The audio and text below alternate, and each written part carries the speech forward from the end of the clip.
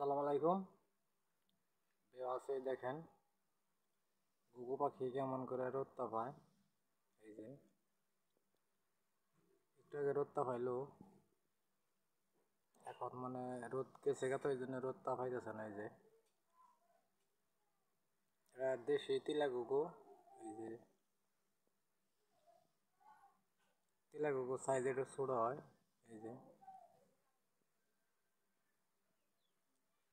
গ্রামের যে বিভিন্ন ঝোপঝাড়ে জঙ্গলে পাওয়া যায়। দেখেন রোদটা পাইতেছে কেমন করে, এইভাবে রোদটা পায় রোদ্রের সময়।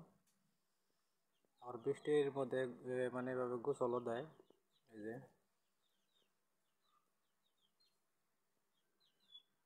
গলায় মালা উঠে গেছে, যে এখন দেখেন আস্তে আস্তে প্রচুর পরিমাণ রোদ উঠছে। এই যে দেখছেন। তো সবাই ভালো থাকবেন ইনশাল্লাহ।